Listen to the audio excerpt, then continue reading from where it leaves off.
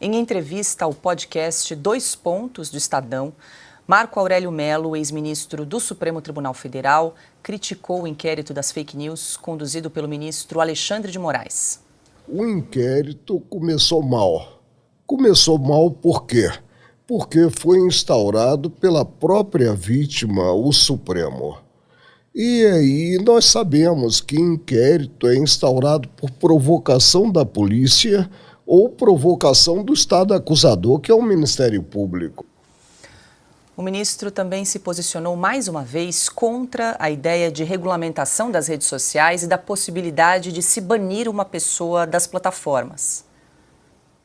Inimaginável você proibir alguém de atuar em rede social. É uma realidade que nós precisamos conviver com ela. Agora, evidentemente, se alguém é alcançado, considerado a liberdade de inserir matérias, aí se tem na própria Constituição Federal a possibilidade de ser acionado o agente, o autor da prática criminosa, para responder pelo crime de calúnia, pelo crime de difamação, pelo crime de injúria. E responder também, considerado uma das partes mais sensíveis do corpo humano, que é o bolso, mediante a indenização. Mentira, ela deve ser combatida com a verdade. Jamais com atos extremos como esse, de tirar-se alguém, né, do acesso à internet, do acesso à rede social. Fabi, o ministro aposentado do Supremo Tribunal Federal, então Marco Aurélio Mello, concedeu essa entrevista aí ao podcast do Estadão, deu duas declarações aqui que nós selecionamos, uma delas sobre o inquérito das fake news, já falamos muito aí sobre as ilegalidades, arbitrariedades aí desse inquérito, e depois falou sobre a questão da regulamentação das redes sociais. Parece que hoje o óbvio precisa ser dito, né, Fabi, mas algo também que nós falamos tanto aqui no programa. Já existe lei, já existe a Constituição, e que pode punir, né, por crimes de calúnia, injúria e difamação na internet. Ele chama atenção muito para isso, né, e usa até uma expressão: inimaginável banir pessoas das redes sociais, nós precisamos conviver com ela.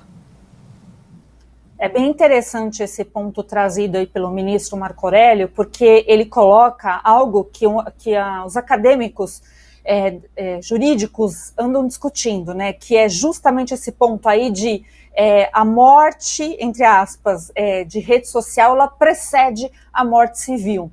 Então, está tão junto, tão misturado esses dois tipos de vida, né, hoje realmente nós vivemos através das redes sociais, que essas punições tirânicas dadas, né, por essas pessoas que têm esse alinhamento, não obedecendo já leis criadas. Então, o ministro chama atenção para o que já existe, que seria a proporcionalidade, né?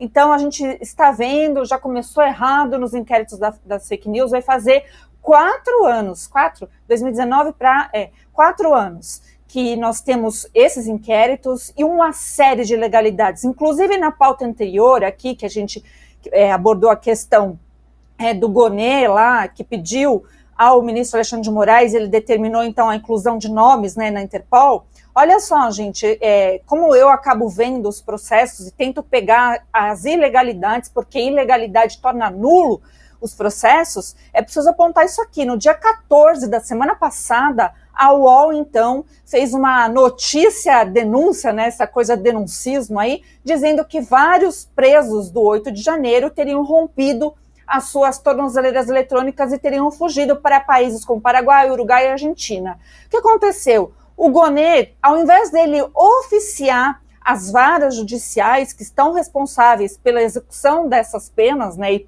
pela manutenção dessas tornozeleiras eletrônicas, ele primeiro oficiou o ministro Alexandre de Moraes. E aí depois, acho que na sequência, ele percebeu o erro e também oficiou. Só que sem esperar a resposta dessas varas, o ministro Alexandre de Moraes, então, despachou em relação à inclusão dessas pessoas na Interpol. E aí, de 216 pessoas que já têm condenação e estão com tornozeleira aguardando aí, né, os outros trâmites, são 5 pessoas que não se sabe se de fato elas romperam esses lacres porque estão esperando as informações ou se de fato, né, estão foragidas. Mas olha só, novamente, a sanha autoritária desse pessoal que aprendeu nesse inquérito que o ministro Marco Aurélio então denuncia. Ali foi o germe, né, para falar como assim diz o Gilmar Mendes, né, o germe do autoritarismo se deu aí, quando permitiram que a interpretação de um regimento interno do Supremo redundasse no maior absurdo jurídico contemporâneo que estamos todos nós acompanhando, né? Isso um dia será corrigido, Paula, eu tenho certeza disso.